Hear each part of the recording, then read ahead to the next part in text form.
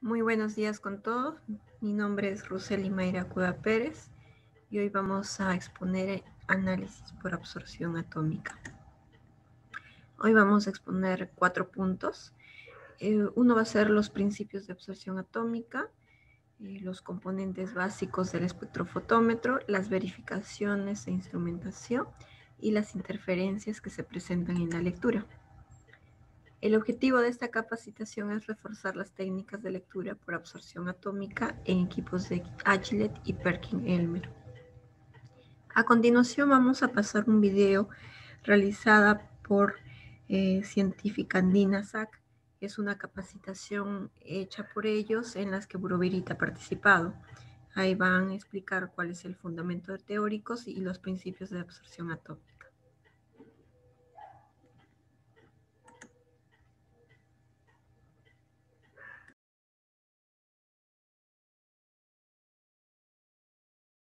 ¿Qué cosa es la espectroscopía?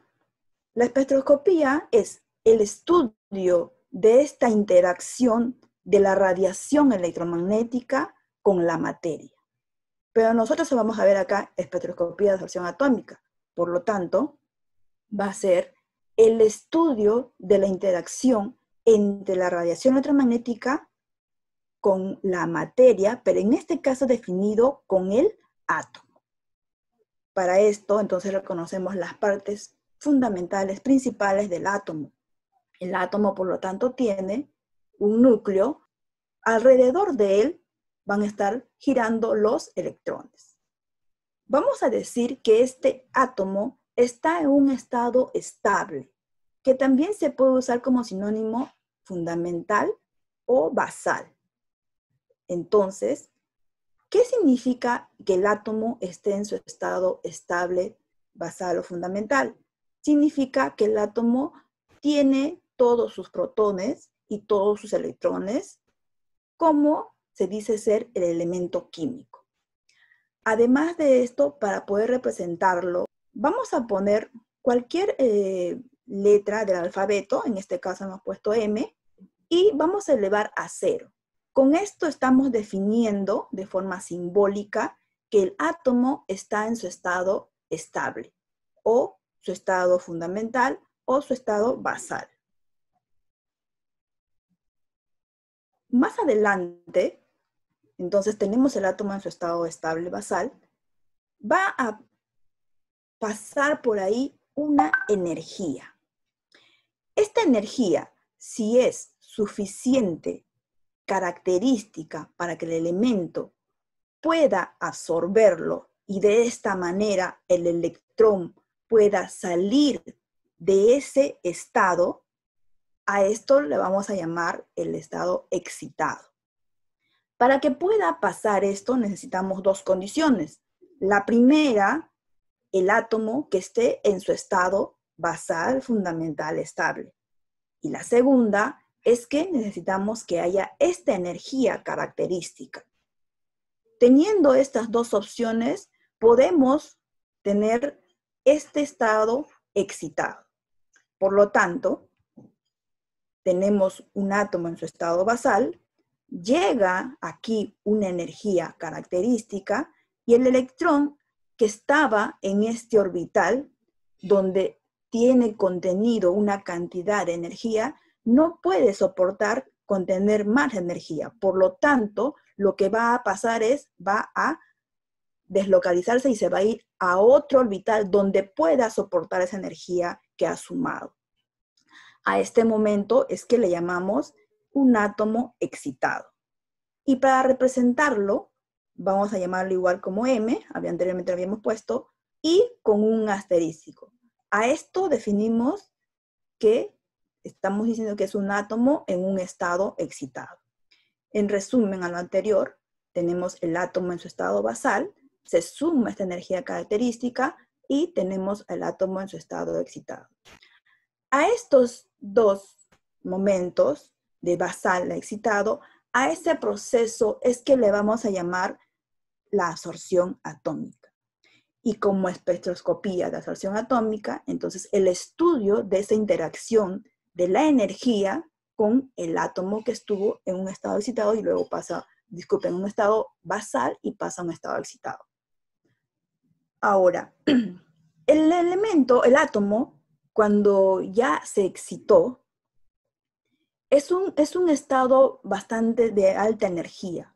Por lo tanto, va a regresar a su estado basal en microsegundos, en milisegundos. Entonces, esto pasa que el electrón regresa al orbital donde estuvo anteriormente. Es decir, estado excitado y libera la energía, regresa a su estado estable. Siempre esto va a ser en forma de luz. Y a esto le llamamos el estado de decaimiento o emisión. Vamos a resumir entonces los pasos. Teníamos al átomo en su estado estable, se suma una energía característica, átomo en su estado excitado, este libera la energía y regresamos al estado estable. Este proceso de estado estable a estado excitado es algo que nosotros trabajamos en la técnica del equipo de absorción atómica. Y esto, bueno, es algo que se va inherentemente. Todos estos saltos electrónicos o estas sumas de energía, variaciones de energía, van a originar el espectro atómico. Tenemos a este elemento simple, el hidrógeno, y tenemos al electrón en un orbital. En el ejemplo anterior vimos que el electrón con una cantidad de energía pasó al siguiente orbital. Vamos a imaginar nada más que son líneas y que tenemos ahí un electrón que está queriendo saltar. Pero hay también otras opciones dentro de este mismo átomo, que hacer un salto diferente un poco más alejado. Esta opción es otra cantidad de energía característica para ese elemento químico, en este caso para el hidrógeno. Y si es que hubiese la posibilidad de regresar, podría darse entonces aquí otro salto de esta manera o de esta otra. Aquí tendríamos 3 variables de energía. ¿Y qué significa estas variaciones de energía? Significa que tenemos una constante y una frecuencia. Esta constante de Planck, pasamos más adelante, la frecuencia se ve desglosada por la velocidad de la luz entre la longitud de onda. Si tenemos diferentes saltos electrónicos, diferentes variaciones del electrón, en este caso hemos visto 1, 2 y 3, y acá les muestro un ejemplo donde tengo 5 variaciones de energía. Estas 5 variaciones de energías son los momentos en que el electrón pudo haber saltado a un orbital mucho más alejado, a otro que está aquí y a uno más cercano. Y estando en esta posición también puede saltar a la siguiente y así como se puede observar. Estas transiciones de absorción la podemos ver aquí como justamente las líneas oscuras, ¿no? Entonces, estas se ven reconocidas y son como una huella digital para los elementos químicos. Las longitudes de onda, por lo tanto, se ven reconocidas para determinar al elemento químico. De esto podemos entonces hacer el análisis del cualitativo, pasamos al cuantitativo. ¿Cómo? La fuente de energía, en este caso, en el equipo, usamos unas lámparas que van a emitir unas franjas de luz. Pasan a través de la llama y podemos observar que hay una disminución de esta cantidad de luz. A esto le definimos como transmitancia. ¿Cuánto ha transmitido de la cantidad inicial a la final? Esta relación la llamamos transmitancia, la relación intensidad final entre la intensidad inicial. Pero esta relación física no es tan conveniente para el trabajo diario que hacemos. Por lo tanto, hacemos uso de un de un logaritmo. Absorbancia igual al logaritmo de la inversa de la transmitancia. Este dato es mucho más razonable para poder usar en el día a día y vamos a verlo ahora más adelante. Entonces, tenemos una cantidad inicial de luz que pasa a través de una llama donde fue absorbida una cantidad de muestra y acá estos elementos están en su forma atómica, átomos en su estado fundamental, estable o basal. Ellos están aquí y absorben la cantidad de luz que está emitida por la fuente. El detector puede determinar esta cantidad de energía y luego lo vamos a observar por absorbancia. De aquí podemos ver que hay una ley, la ley de Lambert y Beer. ¿Qué nos dice la ley de Lambert y Beer? La ley de Lambert y Beer establece que hay una relación lineal entre la absorbancia y la concentración. ¿Qué significa eso? Que a medida que yo voy aumentando la absorbancia, voy aumentando la concentración. O a medida que aumento la concentración, aumento la absorbancia. Esta experiencia pues, tiene su razonamiento acá matemático justamente, que es absorbancia igual a absortividad, que es un valor de los elementos en diferentes materiales, B, la longitud del camino óptico, y C, la concentración del analito. Como podemos ver, todos ellos están de forma lineal, es decir, si aumento concentración, va a aumentar la absorbancia. Si aumento el paso óptico, va a aumentar la absorbancia. Si tenemos situaciones en las que no necesitamos tener mucha señal de absorbancia, solemos trabajar con el camino óptico. ¿Qué es lo que hacemos? Disminuimos el quemador, que solemos usar acá de 10, a 1 de 5. Si tenemos mucha señal y la concentración está elevada, ¿qué es lo que hacemos? Disminuimos esto, haciendo diluciones o de repente cambiando los estándares de curva. Entonces, con esta ecuación podemos ver y demostrado por Lambert y Beer que hay una relación lineal entre la absorbancia y la concentración. Todo estaba muy bien hasta que vimos esto, que luego en el tiempo, si vamos aumentando la concentración, podemos observar que hay una desviación. Esto, en el tiempo, si seguimos aumentando mucha concentración, la absorbancia ya no se ve reflejada de forma lineal. A esto le vamos a llamar la limitación de la ley de Lambert y Beer. Y bueno, y es por este motivo que tenemos que trabajar dentro de rangos de trabajo en nuestros equipos. Y esto depende mucho de las situaciones de cada laboratorio. Ahora, ¿qué medimos en el equipo? ¿Solemos medir algunos resultados o es lo que queremos tener? En el equipo lo que tenemos es señal de absorbancia, que vino, recuerdan, de la transmitancia. Pero no tenemos la concentración, no tenemos el resultado que es lo que todos los días estamos dando a nuestros clientes. Para esto, lo que hacemos es formar una relación entre la señal del equipo y la concentración. ¿Y cómo hacemos esto? Preparamos en nuestros laboratorios estándares. Y aquí por eso es el cuidado que debemos de tener al preparar el blanco, los estándares de curva. Imaginemos que el blanco preparamos y está ligeramente contaminado. Entonces el equipo no nos va a dar en 0, nos va a dar por encima de 0. Vamos a imaginar, para el ejemplo, de 0.5 aproximadamente, acá 0.05, en la mitad de esta valla. Por lo tanto, los demás estándares se van a empezar a formar y el punto no van a ser en 0, sino van a ser en 0.05. Y cuando hayan muestras que estén por debajo de 0.05, nos va a dar 0.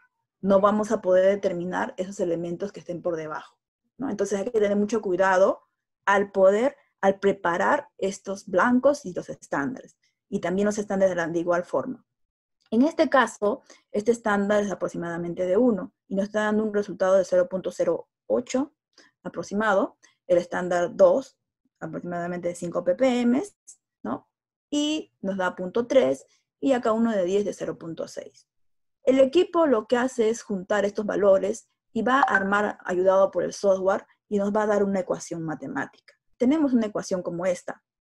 ¿Y qué es lo que hacemos? El software guarda la información y tenemos aquí luego una muestra desconocida. La muestra desconocida no sabemos el valor del resultado, no sabemos la concentración, no sabemos lo que hay en esta abscisa. Entonces, ¿qué es lo que hacemos? El equipo nos da el valor de absorbancia. El software integra ese valor de absorbancia y por la ecuación formada nos entrega el valor desconocido. Bien, entonces, ¿en base a qué? En base a estos estándares que preparamos anteriormente y al resultado que nos dio el equipo. Por eso es que es muy importante tener una curva, ¿no? Muy bien preparada y que esté almacenada en el tiempo prudente. Esto, de acuerdo a las buenas prácticas de laboratorio, hay formas de prepararlo, de almacenarlo.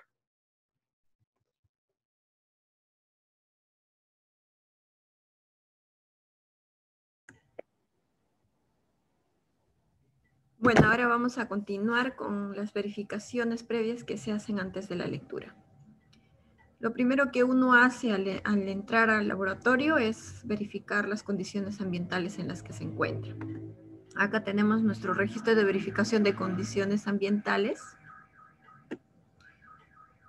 Disculpen por el sonido. Acá tenemos el registro de verificaciones de condiciones ambientales. El lugar es el área en la que se encuentra el equipo. La frecuencia indica la frecuencia en la que nosotros tenemos que registrar las condiciones ambientales.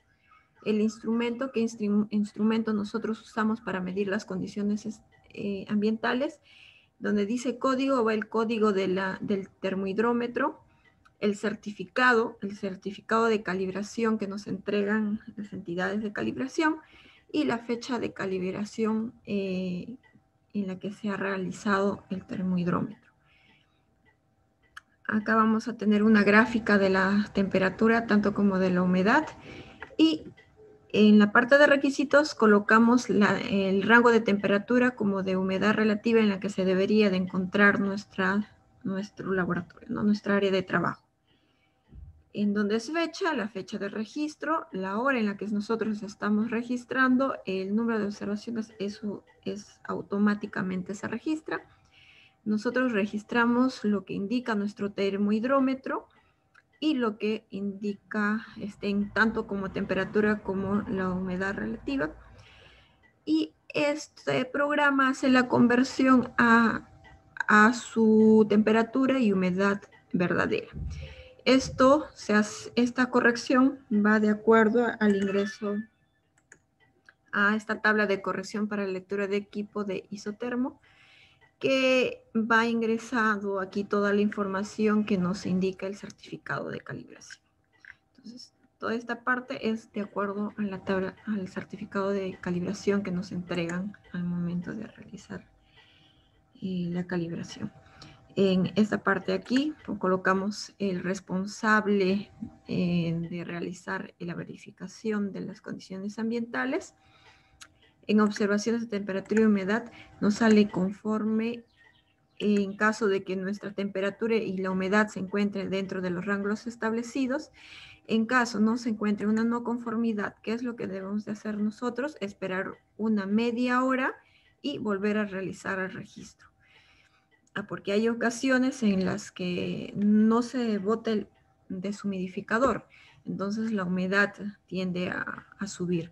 Al poner otra vez, botar el agua del deshumidificador y volverlo a ponerlo, nosotros tenemos que esperar ese tiempo de media hora para ver si baja la humedad y volver a realizar el registro. En caso no bajara la humedad, se debe de avisar al jefe de laboratorio para que tomen las acciones correctivas. Y todas esas observaciones se puede colocar en esta columna de aquí, que es la columna K, columna K, las observaciones que tenemos. Posterior a eso, nosotros vamos a ir a verificar nuestro balón de gas de tanto del acetileno como nitroso. Y nosotros vamos a registrar esto en nuestros registros de consumo de gases especiales, tanto del acetileno como el óxido nitroso. ¿Qué es lo que va en este registro? La fecha en la que nosotros estamos haciendo la verificación, la hora, el analista que ha realizado la verificación de los gases. Aquí, por ejemplo, tenemos dos columnas. Una que es del ELAB 3383, es uno de los equipos, el Agilent número 3, y tenemos el otro Agilent 1 y 2, que pertenece al ELAB 3384 y el ELAB 1559. Es decir, acá tenemos la codificación de los equipos de laboratorio. Entonces, ¿por qué van en dos distintas? Porque esto tiene un ingreso independiente a los balones de gas, y el balones de gas, por ejemplo, en este caso van compartidos tanto para el LAB 3384 y el equipo LAB 1559. Nosotros registramos el código del balón del acetileno y la presión en la que se encuentra. Y lo mismo se hace para el óxido nitroso. En caso nosotros tengamos una presión de 100 en caso del acetileno, nosotros tenemos que realizar el cambio de balón de gas. También tenemos la columna de observaciones en las que nosotros registramos cuando se ha hecho el cambio del balón de gas para tener una trazabilidad del gasto que nosotros realizamos. Y en el caso de stock, el número de galones de acetileno o nitroso que nos quedan, esto nos va a ayudar a tener una mejor trazabilidad del número, cantidad de balones que tenemos, y eso también nos ayuda a hacer las solicitudes pertinentes de los insumos que necesitamos. Posteriormente a ello, nosotros vamos a hacer la verificación de la compresora. La verificación en la verificación de la compresora tenemos que ver, ¿no?, si el equipo se cuenta por lado. Pero si la compresora ya es automática, entonces solo realizar igual la verificación para ver si se encuentra en buen estado y esté en su buen funcionamiento. También tenemos los cambios de manguera, pero en este caso, como son de equipos de absorción atómica, solo se le pone NA en caso de no hacerlo. Y también tenemos las condiciones ambientales, ya que hicimos anteriormente el registro, entonces le ponemos una X, ¿no?, un check de haberse realizado. También tenemos que hacer la verificación del sistema de extracción, es decir, de la campana. Nosotros colocamos un papel y vemos si esta en verdad está extrayendo, ¿no?, si ahí se encuentran gases. También tenemos la presión de acetileno que habíamos verificado hace un momento, pero este es el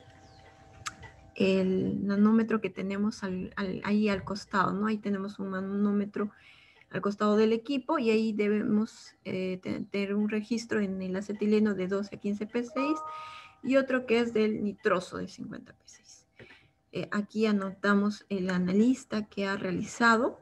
Si tenemos una columna 1, 2 y 3, estos se refieren a los diferentes turnos. Como en laboratorio, aquí en comerciales tenemos 2 turnos, en la mañana y en la noche, entonces el registro se hace tanto en la mañana y en la noche. En caso de tenerse 3 turnos, el registro también debe hacerse en los 3 turnos. Al costado vemos la columna de observaciones y tenemos, así hemos hallado algunas desviaciones en el equipo. Y por último, aunque no es una verificación o un registro que nosotros realizamos, esto es la tabla de los elementos diferentes a leer y en qué condiciones se deben leer. En qué, por ejemplo, ¿no?, en la plata, a qué longitudes se deben de encontrar, el cabezal que nosotros debemos utilizar, la llama, en este caso aire y acetileno, los dispositivos, un nebulizador, un flow, las señales, el estándar de verificaciones, o sea, en este caso tenemos a un ppm que debe ser mayor a 0.200 gramos, 200 de absorbancia, disculpen, y las curvas de calibración. Entonces tenemos eso. Si ustedes en el laboratorio tienen algunos patrones que se pasan en el momento de la lectura, también especifican aquí, ¿no? Los patrones que se usan para las lecturas, el rango en la que se deben encontrar en la lectura y el peso en volumen de mis patrones a usar. Como dije, aunque esto no es un registro que se hace, esto nos va a ayudar nosotros a usarlas en vamos a tener que realizar de acuerdo a esta tabla de registros de condiciones en cada una de nuestras lecturas.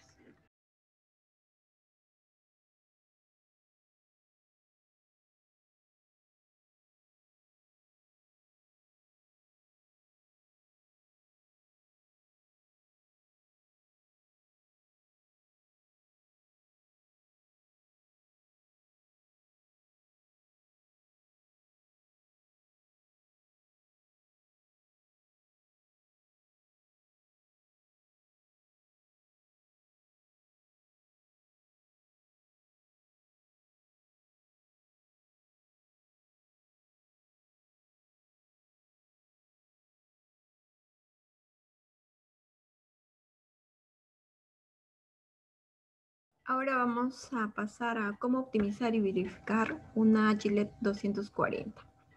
Lo primero que nosotros debemos de hacer es optimizar la lámpara ajustando las perillas de la lámpara hasta que la barra verde que se muestra en esta imagen sea lo máximo posible.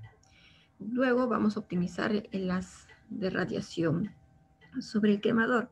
Para ello nosotros vamos a usar la tarjetita Gillette y vamos a alinear el quemador hasta que el haz de la luz indique el punto medio que indica la tarjeta, para posteriormente llevarse a cero instrumental con una solución de ácido clorhídrico al 10% y pulsando cero instrumental.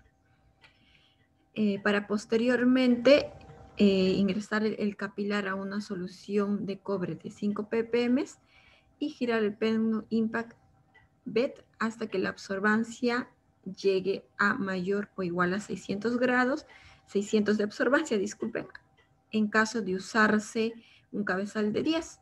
Y en caso de usarse un cabezal de 5 centímetros, nuestra absorbancia debe ser mayor o igual a 400.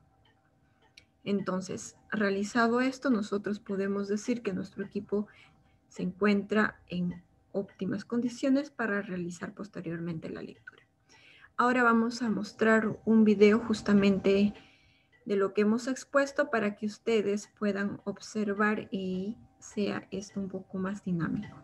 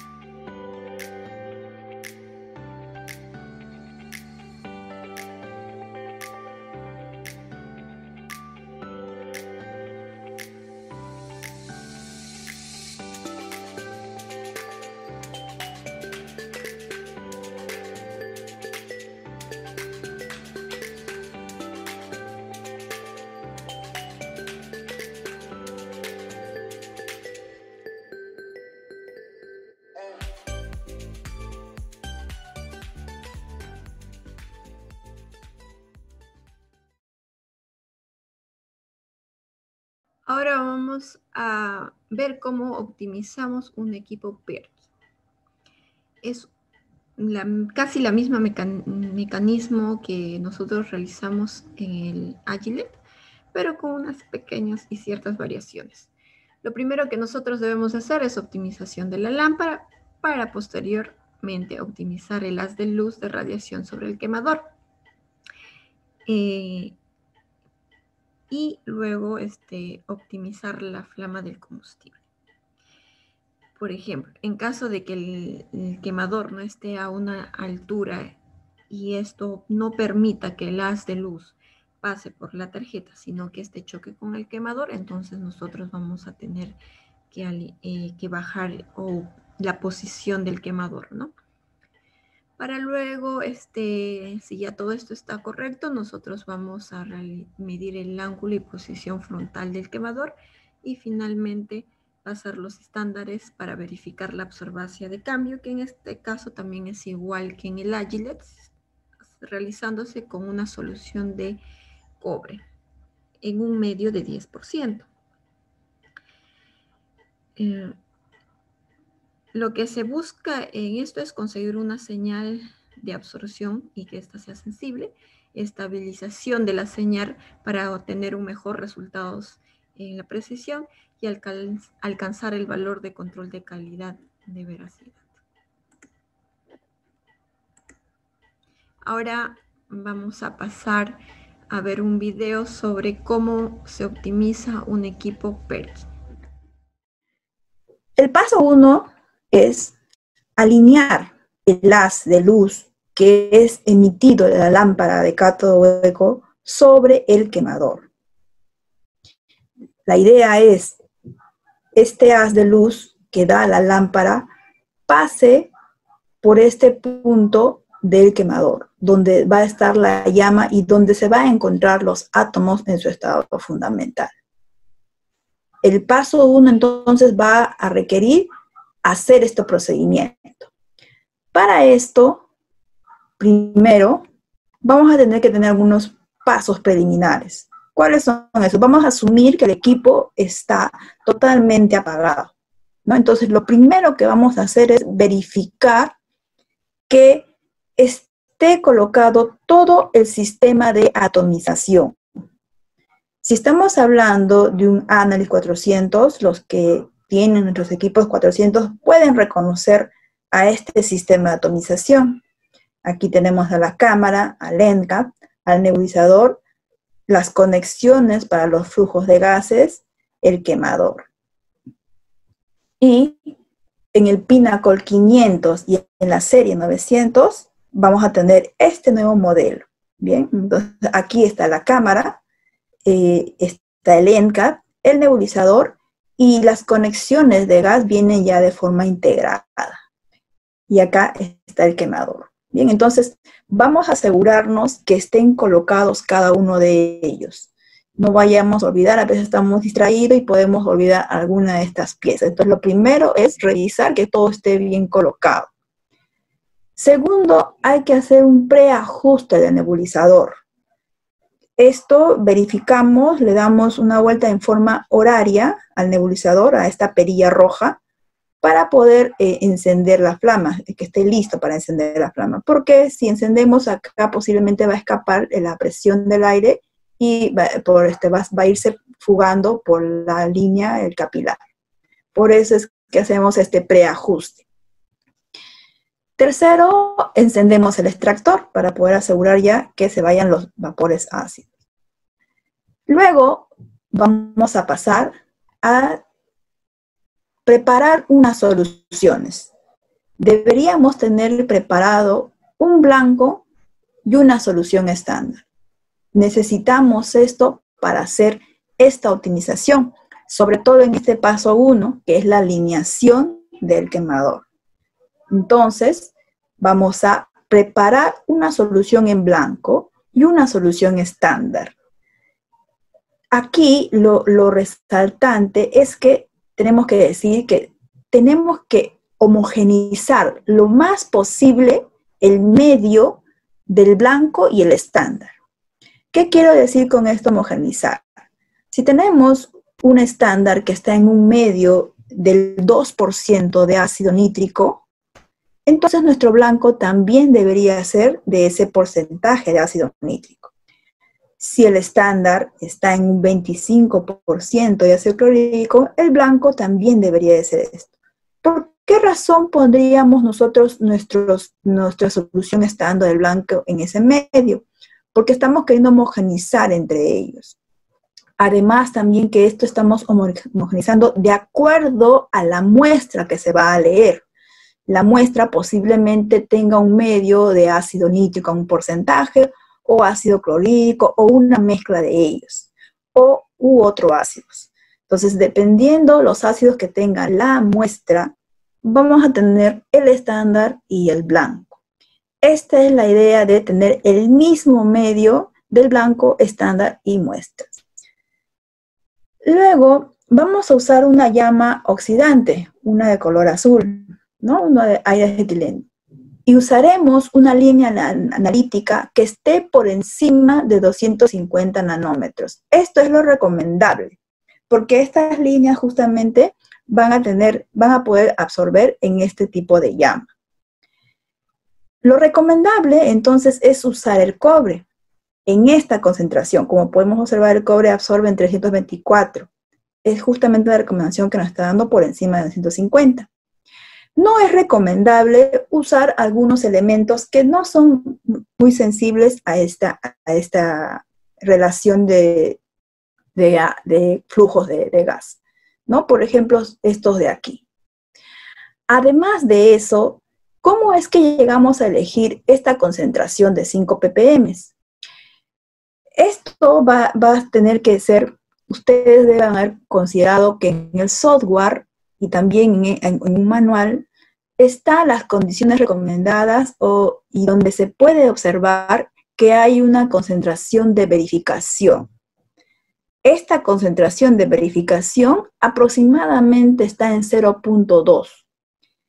Para las condiciones que vamos a trabajar, pensando en un quemador de 10 centímetros con un nebulizador estándar y con la llama acetileno-aire, podríamos pensar entonces en un estándar de 5 ppm, porque el valor de verificación es de 4 y está aproximadamente en 0.2. Por lo tanto, para el de 5 ppm estaría en 0.25 aproximadamente. Es por ese motivo que usamos el estándar de cobre y con esa concentración. Y bien, entonces ya hemos preparado nuestras soluciones, un blanco y un estándar. En este caso estamos eligiendo el cobre. Lo que vamos a pasar es a colocar la lámpara. En este caso lo único que vamos a hacer nada más es colocarla, ¿no? Si vamos a leer el elemento que vayamos a leer, lo vamos poniendo ya. Y de lo que vamos a necesitar de todas maneras, cobre. Luego vamos a encender el equipo. Esto también es parte del proceso de gas de radiación, de la eliminación de gas de radiación. Para encender los equipos, ustedes deben tener nuestros modelos de Pinnacle 500. Está en la parte baja, en el lado izquierdo, en el Pinnacle 500, y en el Pinnacle 900, en la parte baja, en el lado derecho. Encendemos el equipo y ya nos da entonces esta opción para poder ahora abrir el software. Siempre esto es una consulta que nos hacen muy seguido. ¿Cuándo debo abrir el software?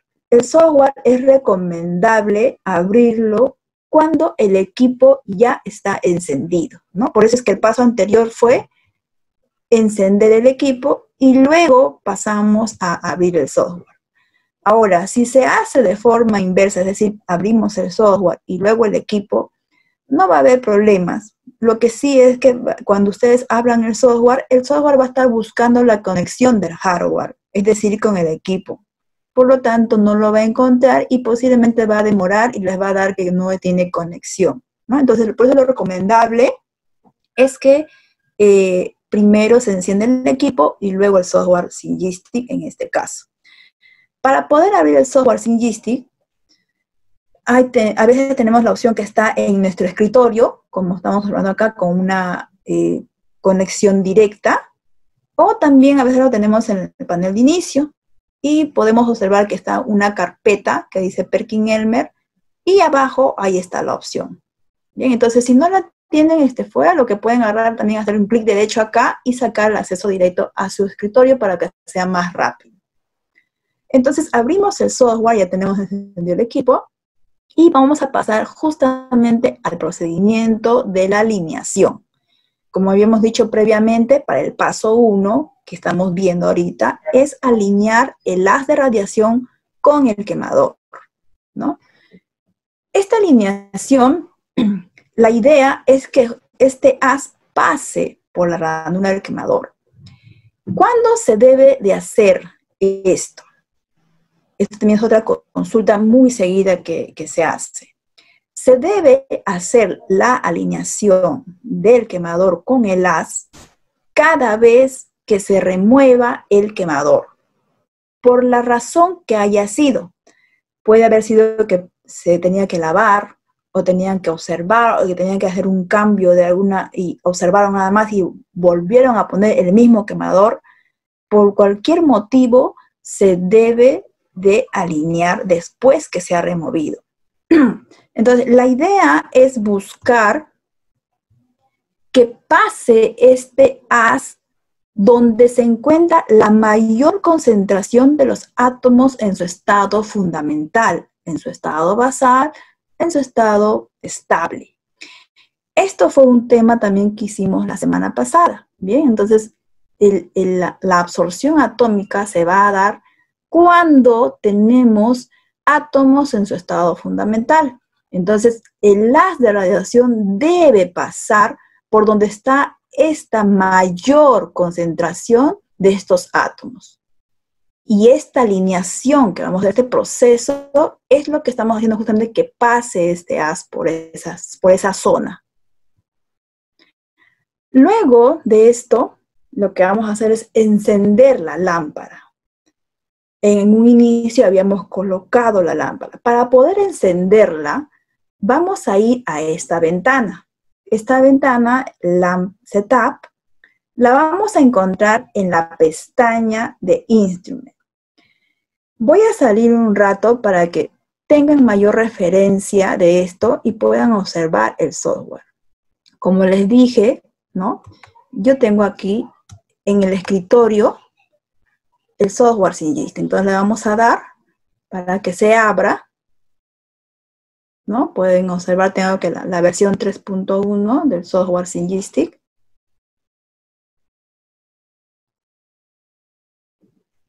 Siempre demora un poquito.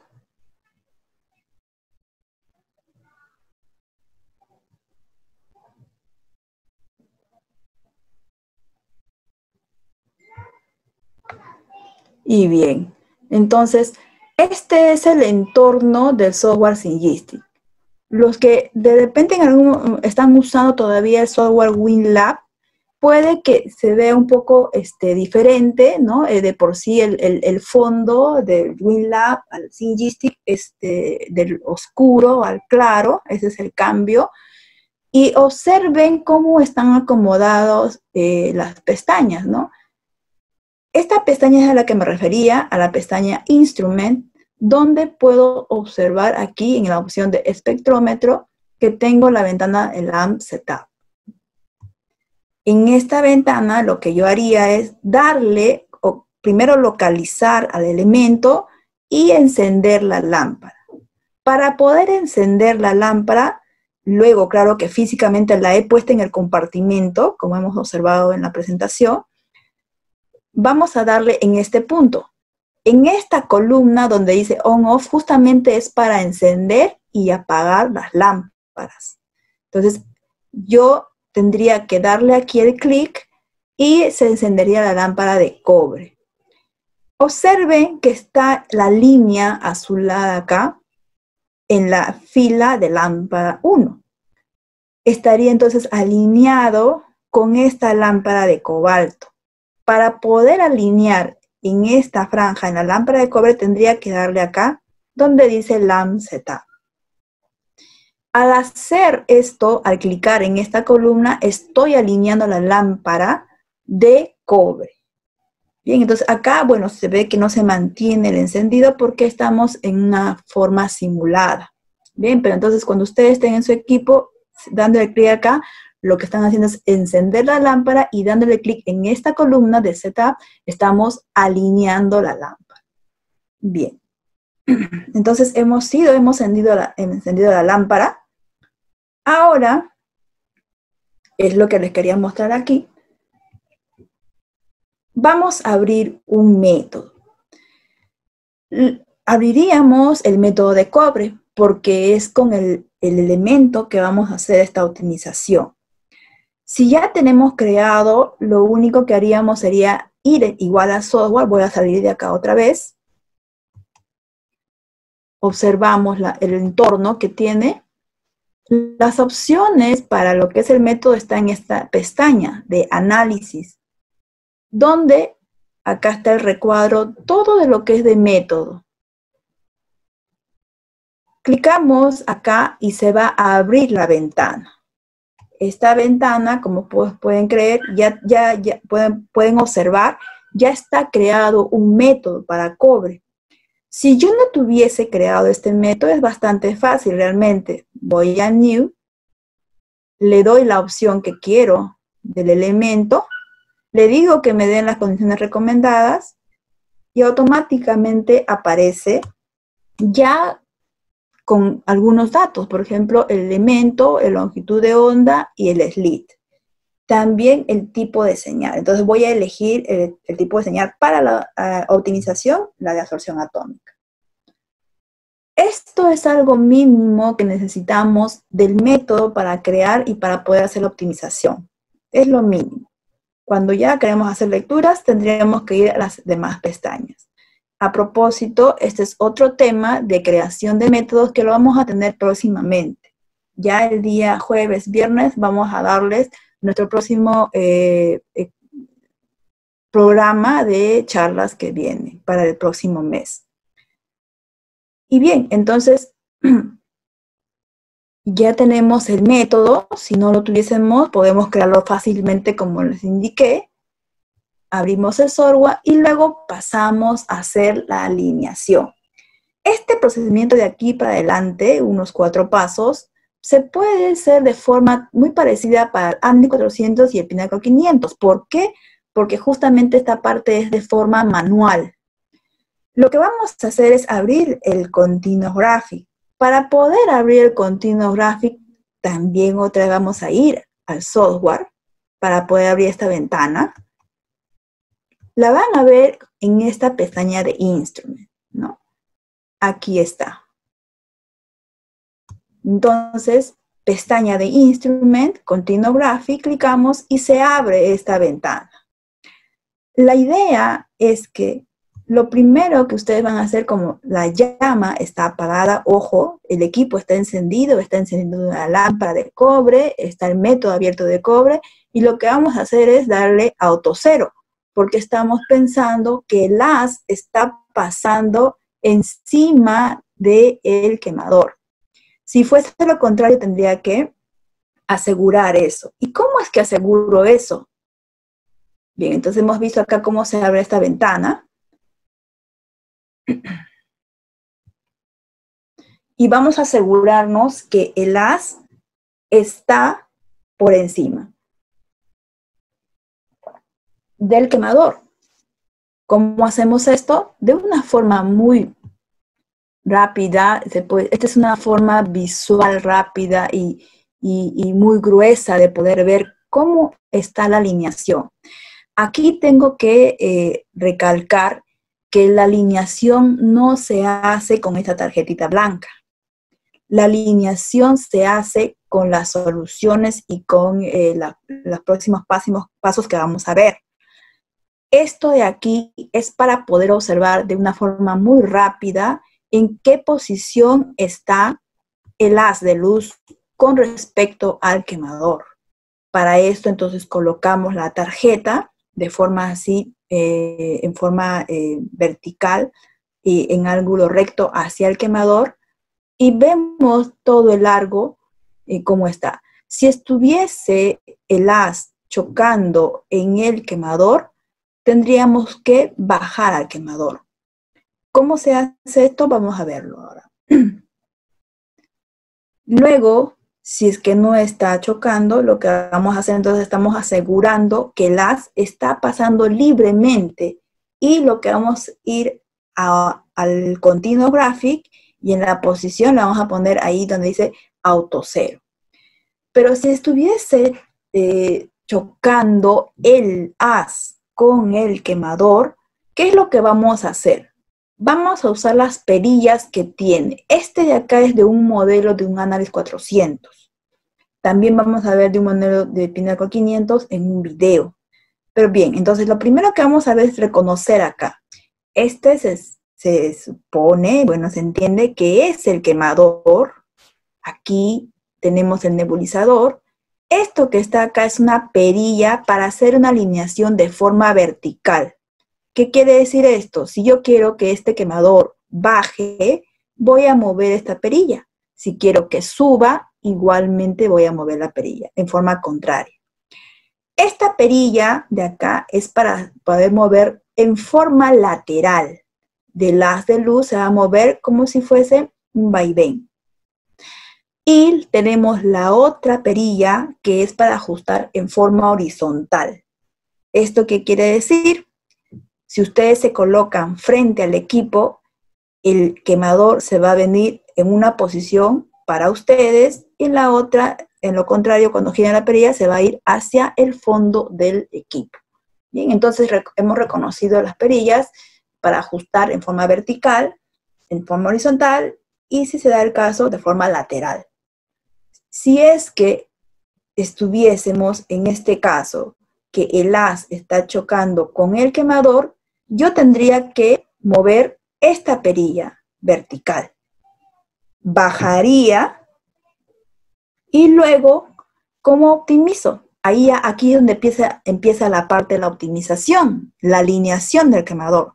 Lo que vamos a hacer es bajar, primero bajar, luego ajustamos la absorbancia a 0, es decir, en el software hemos visto en el continuo graphic se pone auto 0, luego bajamos lentamente, le damos otra vez el 0, aseguramos y volvemos a subir. Ahí hay que volver a subir lentamente, lentamente, hasta que observamos, vamos a ir al software otra vez. Bien, entonces la idea es acá que esto, bueno, acá no se va a ver 00 porque es uno de forma, es una simulación. Bien, entonces lo que buscamos es que el quemador con el haz no estén chocando. Observamos eso con el papel y le damos 0. Luego de eso empezamos a subir con la perilla, empezamos a subir, a subir, a subir, hasta que el haz va a chocar con el quemador y vamos a observar acá un valor muy ligero. La idea es que no se pasen mucho. Puede llegar de repente a 0,08, incluso a 0,019 como hemos visto, y luego bajamos otra vez lentamente. Bajamos, bajamos, observando el continuo graphic que le dé 0. Una vez que le dio el 0, le vamos a asegurar media vuelta más bajando. ¿Sí? Entonces, media vuelta más. Ahí nos vamos a mantener y estamos entonces diciendo que hemos terminado la alineación en forma vertical. Luego pasaríamos a hacer la alineación del quemador en la forma horizontal. Para esto vamos a encender la llama.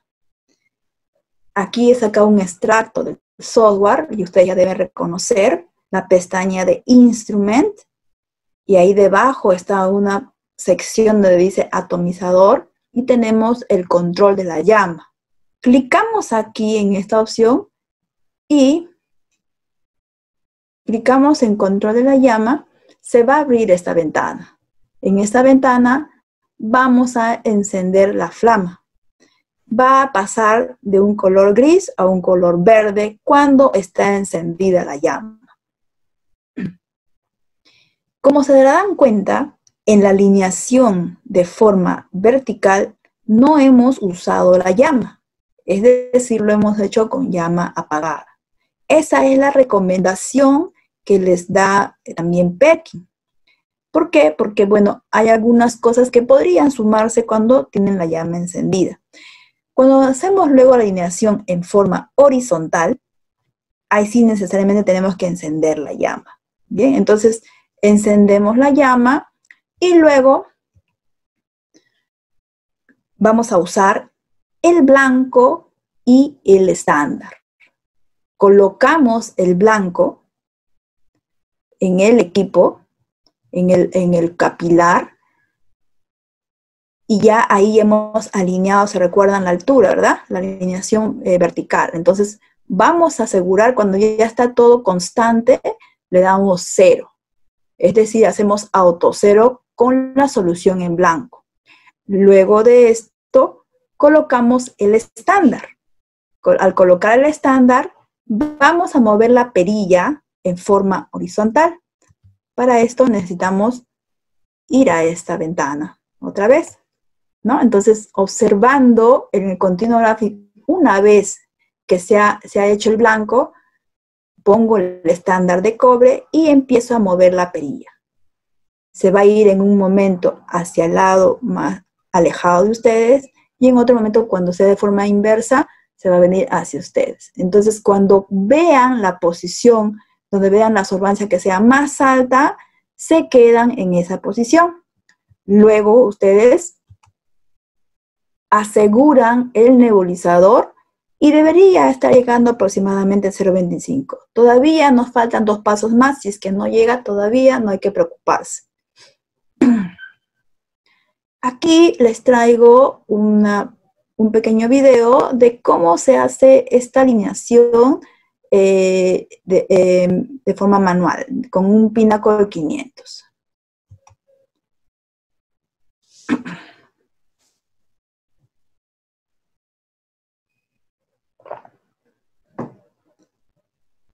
Bien, aquí estamos colocando la lámpara. El equipo ya está encendido y ya hemos encendido también la lámpara. Vamos entonces a ver cómo está ese haz de luz con referencia al quemador. Entonces es una forma rápida de poder ver la posición de este haz. Observamos entonces que está por encima. Bien, entonces ahora vamos a bajar un poco más. Luego que bajamos, empezamos a subir. Observamos subiendo que les dé un valor aproximadamente que sea un poquito más alto de 0. Luego volvemos de nuevo a bajar, como les dije, hasta que sea 0 y le damos media vuelta más.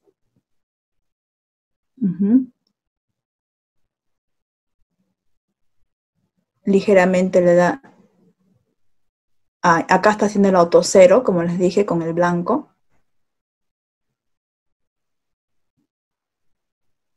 Y bien. Entonces,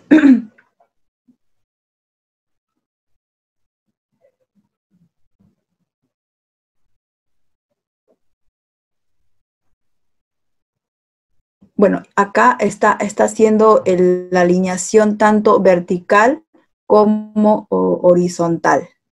En este caso va a encender la llama para poder hacer la alineación en forma ya horizontal, ¿no? Como les había dicho, la forma vertical es recomendable siempre hacerlo con llama apagada.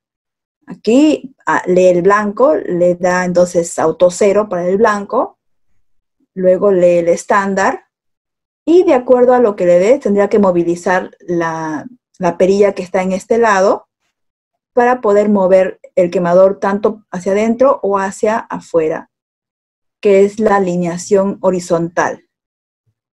Se usa la perilla horizontal. Entonces, vemos cuál es la absorbancia más alta y en esa posición nos quedamos, ¿no? Esto todo es un resumen de lo que hemos visto en los procesos anteriores, en las presentaciones anteriores. Ahora, pasaríamos a cómo se hace esta misma alineación del quemador en forma automática. Esto pasa en el modelo de la serie 900. Bueno, en algunos casos, algunos clientes lo toman, ¿no?, como algo nuevo y no les gusta tanto porque no hay mucha confianza al parecer, pero sí se puede comprobar que se hace una muy buena alineación este software. Igual, se recuerda, ¿no?, en el software hay que ir a Instrument, pestaña Instrument, control de la llama, se abre la ventana de control de la llama y en esta posición aquí abajo dice alineación del quemador. Clicamos acá y se abre esta ventana. En esta ventana podemos observar que hay dos opciones, de forma manual y de forma automática. ¿Qué significa manual?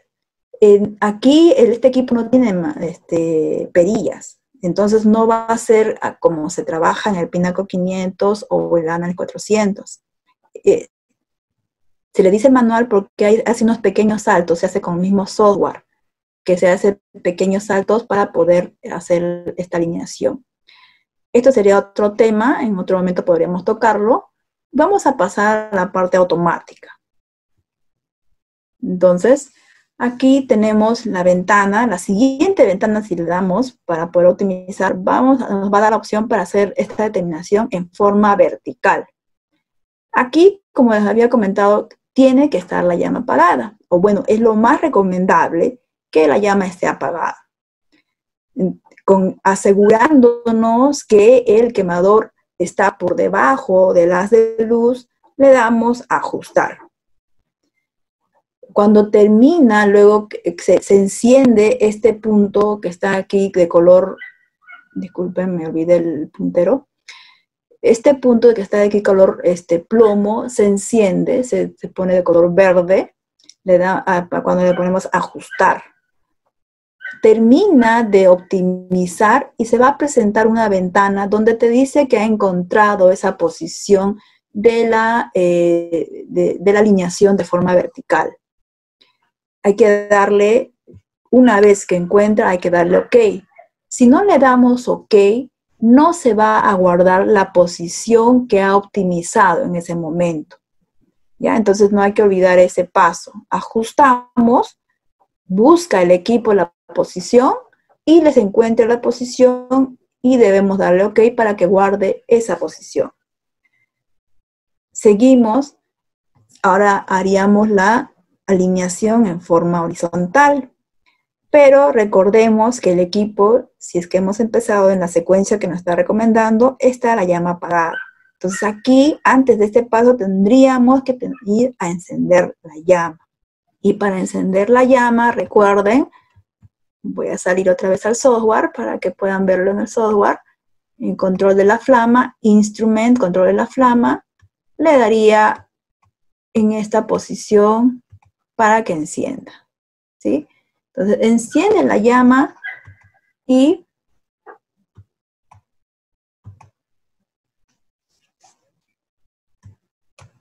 le damos la opción para que ajuste.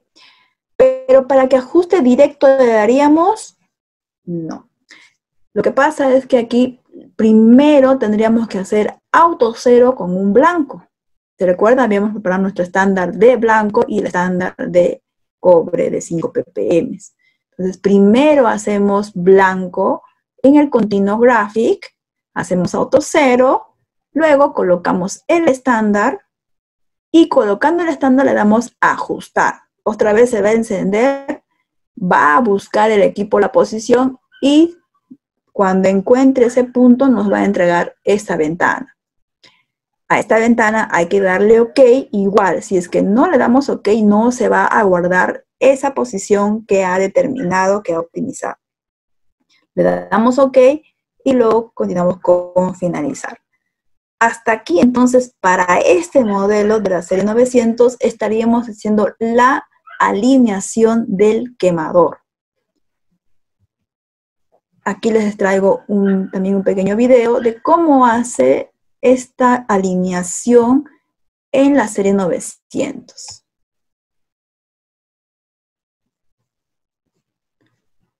Colocamos la lámpara. Ya el equipo está encendido, el software está abierto. Este es el entorno que les había enseñado. En el recuadro va a abrir la flama. Observen cuando pone align burner, la alineación del quemador, ¿no? Tenemos las dos opciones. Pone siguiente. Aquí todavía no está encendido la flama. Entonces hace el ajuste con llama apagada. Encuentra la posición. Le damos OK. Siguiente. Ojo que acá está haciendo ya el adjust, entonces ahí nosotros deberíamos hacer un momento stop, un ratito, y vendríamos a encender la llama, hacer el blanco con nuestra solución estándar de blanco, le ponemos el estándar de cobre y después le damos a ajustar. Encuentra esta posición de la posición de la alineación horizontal, le damos OK y finalizar luego, ¿sí? Entonces, como han visto, las dos formas, en forma manual y en forma automática, cómo se hace esta alineación del haz de radiación con el quemador. Recuerden que este procedimiento de optimización eran 3 pasos. El paso 1 es lo que acabamos de culminar, de hacer todo este proceso, ¿verdad? De alinear el quemador en la forma práctica. Yo sé que algunos son bastante hábiles en esto y lo hacen muy rápido, pero bueno, esto es para recordar cómo hay que hacer cada uno de estos pasos. Recordarles que pueden dejar sus consultas y sus dudas en el chat y cuando terminemos la charla para poder resolverlas.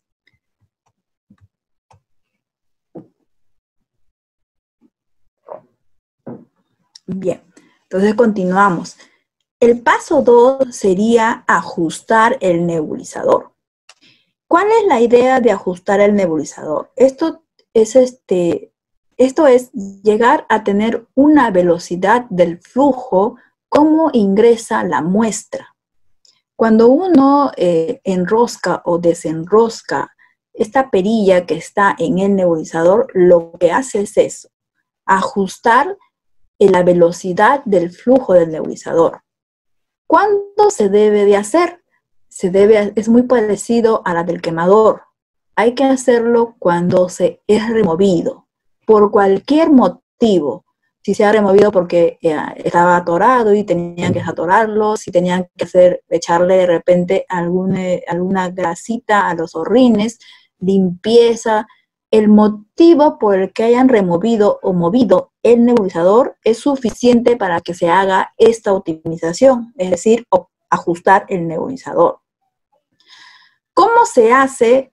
También se va a usar el blanco y el estándar. El mismo estándar que hemos usado para alinear el quemador y también el mismo blanco. Y también aquí la misma idea, que los dos medios sean totalmente parecidos, iguales, y estos deberían asemejarse al de la muestra. Vamos a tener el blanco, por lo tanto, colocamos en el capilar del nebulizador con llama encendida. Esto sí se trabaja con llama encendida. Colocamos entonces el blanco y esperamos a que aspire el nebulizador. Cuando ya se tenga una señal constante, vamos a hacer auto cero. ¿Recuerdan esta ventana de Continuous Graphic, no? Estaba en la pestaña de Instrument y Continuous Graphic. Es bastante fácil de poder hallarla. Entonces hacemos auto cero y terminó esta pequeña parte. Colocaríamos ahora el estándar 1. El estándar 1 igual vamos a colocar en el capilar de la muestra del estándar. ¿Y qué es lo que vamos a hacer? Esperamos a que aspire y lo primero que debemos hacer es de girar la perilla, esta perilla, en este caso este es un nebulizador de alta sensibilidad, Pero vamos a girar igual porque también el del nebulizador estándar también es muy parecido. Vamos a girar en forma antihoraria. ¿Hasta cuándo? Hasta que empiece a aparecer unas burbujitas en la punta del capilar. Cuando empieza a aparecer esto, se va a observar en el continuo graphic que se va a 0. Entonces, luego lentamente vamos a empezar a ajustar ahora, ya no en sentido antihorario, sino en forma horario. Giramos casi de vuelta a vuelta y media gradualmente y vamos girando esto gradual y lentamente. Bien, entonces observamos en el continuo gráfico que va aumentando la señal. Es probable que ustedes puedan ver que esto va a ir aumentando, aumentando, aumentando, hasta que puede volver a bajar, ¿no? Entonces, ¿hasta qué momento debería ser? Si vemos que está bajando ligeramente, podemos un poquito retroceder, ¿no? Entonces girar en forma antihoraria un poquito ligeramente hasta alcanzar la absorbancia más alta que tuvimos. Y ya está. Este sería el procedimiento para poder ajustar el nebulizador. Entonces, a veces esto es una tarea bastante difícil cuando son usuarios inexpertos, ¿no? Entonces, como que les quiere ganar el nebulizador. Y no, no es así. Solamente lo que hay que hacer es estos ligeros pasos. Leer el blanco, hacer autocero con el continuo graphic, leer el estándar. Para poder tener la máxima absorbancia, vamos a llevarlo a 0. ¿Y cómo le vamos a 0? Girando esta perilla hasta que empiece a burbujear. Y luego, gradualmente, empezamos a girar en forma horaria de vuelta a vuelta y media, observando el continuo gráfico. Y nos quedamos en la absorbancia más alta que conseguimos. Entonces, este paso 2 estaríamos concluyendo. Entonces, de esta forma se optimiza o se ajusta el nebulizador. Y bueno, la idea es que ya con este paso posiblemente estemos teniendo ya nuestro 0.25, ¿no? de absorbancia. Esto en condiciones con quemador de 10, estándar de 5 ppm de cobre y un nebulizador estándar. Cuando estas condiciones cambian, ya la absorbancia no es la misma. Hay que siempre seguir estos valores también que son concentraciones de revisión o de chequeo que están en las condiciones recomendadas en el software. A propósito de eso que les digo, entonces ahorita acabo de recordar, les voy a enseñar dónde está eso, porque es algo muy importante. En la pestaña al lado de Instrument, en la de Análisis, en este recuadro de método podemos observar condiciones recomendadas.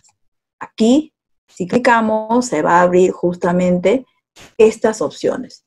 Aquí hay un montón de datos. La que les estoy diciendo es esta.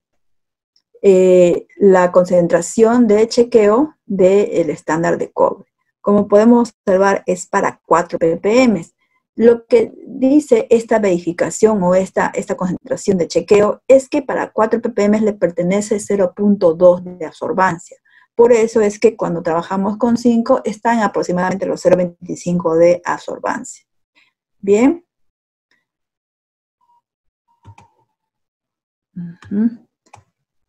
Ahora, continuaríamos con el paso 3, ¿bien? Para hacer un recuento, el paso 1 habíamos visto la alineación de las, ¿verdad? Con el quemador. El paso 2 hemos hecho el ajuste del nebulizador y ahora el paso 3 sería optimizar los flujos de gas. Esto tengo que comentarles que esta optimización de los flujos se hace solamente las primeras veces, ¿no? Cuando está uno haciendo la implementación de ese elemento o de esa metodología. Una vez que ya está implementado, ya no se debería estar removiendo o cambiando estos flujos, a menos que se esté cambiando posiblemente de matriz, y ya estaríamos hablando de cambiando de metodología. Bien, entonces, en cambio, los pasos 1 y paso 2 sí son pasos de rutina. Como se dan cuenta, cada vez que se remueve quemador o cada vez que se remueve nebulizador, hay que hacer esos ajustes, esas optimizaciones. Pero ¿cómo es que hacemos esta optimización de los flujos? El procedimiento es bastante fácil y rápido, pero vamos a reconocer. ¿Por qué es que hacemos esta optimización? Porque la relación entre el oxidante y el combustible va a afectar directamente a la sensibilidad del análisis. Esto lo vemos cuando queremos analizar, ¿no? Hay algunos elementos que nos proponen que debería de ser una llama azul, es decir, que sea bastante pobre en combustible, alta, ¿no?, en oxidante. Y usualmente en eso trabajamos para cobre, para calcio y otros elementos más. O de repente si te sugiere que sea una llama reductora, sería una llama amarilla, como se está observando acá, que es rica en combustible y se dice que también está ligeramente fría. Bien, entonces, esta optimización va a depender de cada elemento. Para lo que estamos trabajando ahorita, que es la optimización con cobre, es decir, usaríamos una llama azulada, ¿no? Pero esto ustedes también lo pueden trabajar para sus diferentes elementos. Y acá me dice, pero yo ¿cómo sé cuál es el flujo? Es la pregunta usual que suelen hacerme. ¿Qué flujos debo de poner? Los flujos aquí no es algo que debemos señalar como tal, un dato específico. Lo que deberíamos es observar o ver ese elemento, qué tipo de llama me está solicitando. De acuerdo al tipo de llama, voy a movilizar estos flujos para adquirir tanto sea una llama amarilla o una llama azulada, es decir, una llama bastante oxidante o una llama reductora. ¿Dónde te dice qué llama debes de tener? Es justamente en el software donde había mostrado en condiciones recomendadas, aquí, ¿no? Acá es donde les va a decir qué tipo de llama es la recomendada. Bueno, acá justo estas son las condiciones con las que han hecho las lecturas y qué tipo de llama. Ay, no. Esto justamente es un dato que creo que no está aquí. Les puedo pasar, justo les decía que también estas condiciones recomendadas lo tenemos en un manual que se llama el cookbook. Ahí es donde les recomienda qué tipo de llama tiene para cada elemento. ¿Sí? Si algunos saben de este manual que estoy hablando, me comentan, y los que no, me pueden solicitar también por el correo, y los que tienen sus equipos de absorción atómica de Perkin-Elmer, para que sepan reconocerlo. Si ustedes tienen un equipo ANA 400 de color, antes que era de color celeste, azul, estos venían con un manual en físico, entonces deben tenerlo ahí, este cookbook. Y los que ya tienen los ANAL 400 con las franjas verdes o los Pinnacle, estos manuales vienen en forma digital. Búsquenlo, si igual si no lo encuentran, nos los pueden pedir, ¿no? Para que puedan ver los tipos de llama que necesitan para cada elemento, ¿sí? Entonces yo sabiendo qué tipo de llama necesito para cada elemento, es que voy a hacer estos cambios. Si necesito que tenga mayor oxidante, entonces voy a poner acá, clicando en esta posición, de repente 10.5. Entonces escribo nada más y le doy aquí aplicar. O también la otra opción es cliqueo en la flechita de acá arriba y le doy hasta que suba a 10.5 y automáticamente va a hacer el cambio en los flujos. ¿Y bien? Bueno, ahora vamos a exponer sobre las interferencias en la lectura por absorción atómica. Una de las interferencias es las interferencias de matriz físicas, que están más relacionadas a las propiedades físicas de la solución a lecturar, como es la viscosidad, su tensión superficial o la presión del vapor. La viscosidad y la tensión superficial principalmente afectan a la velocidad de aspiración, al tamaño de las gotas y la sensibilidad.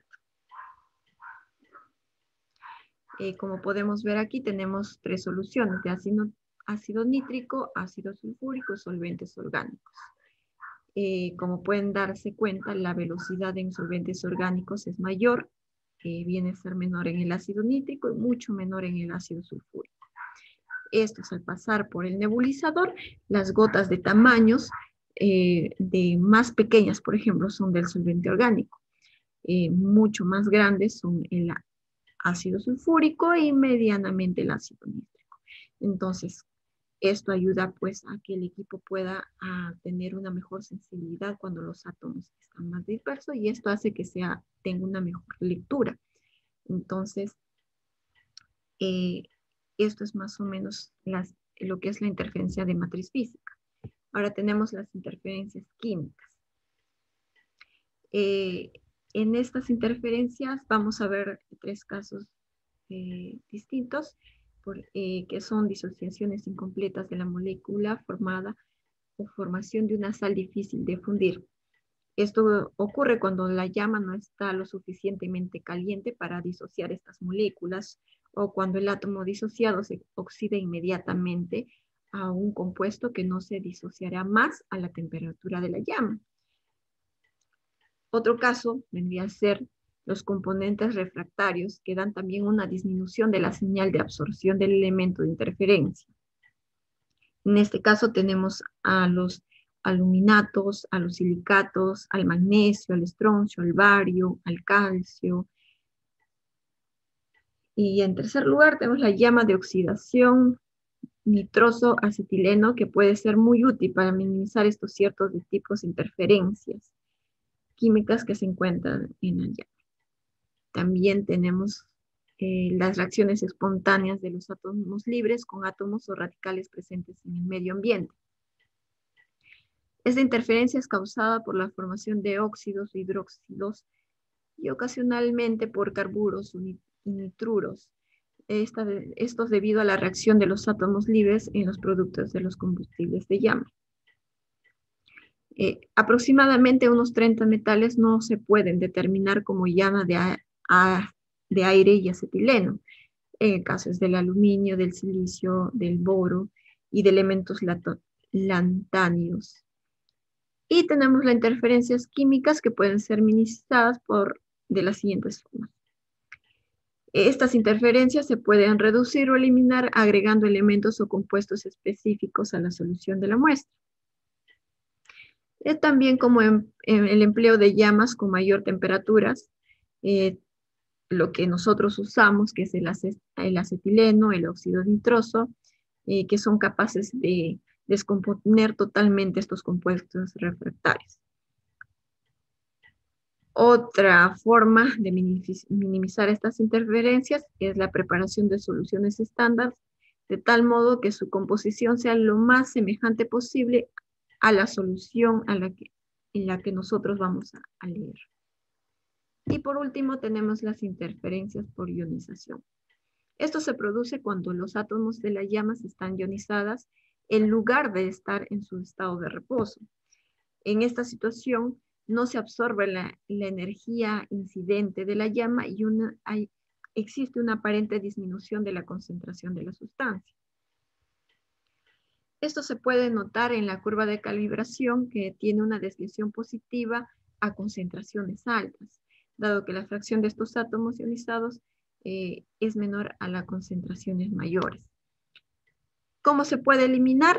Agregando a todas las soluciones estándar y a la muestra un exceso del elemento que sea fácilmente ionizable en la llama. Por ejemplo, el sodio, potasio, litio, cesio. O mediante el empleo de una llama de menor temperatura. Muchas gracias por su atención prestada y que tengan un buen día.